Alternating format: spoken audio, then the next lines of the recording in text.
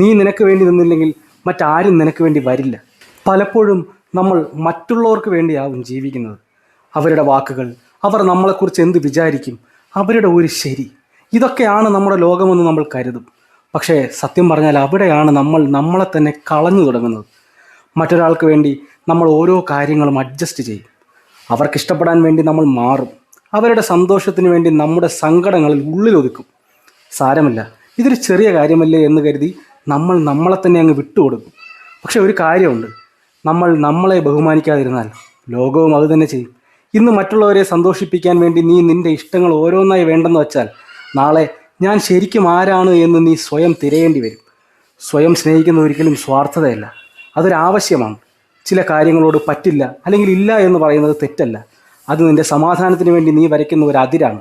നിൻ്റെ മനസ്സിനെയും നിൻ്റെ സന്തോഷത്തെയും നീ തന്നെ കാത്തു സൂക്ഷിക്കണം. കാരണം നീ നിനക്ക് വേണ്ടി നിന്നില്ലെങ്കിൽ മറ്റാരും നിനക്ക് വേണ്ടി വരില്ല.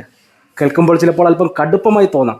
പക്ഷേ ഇതാണ് ജീവിതം നമ്മളെ പഠിപ്പിക്കുന്ന വലിയൊരു സത്യം.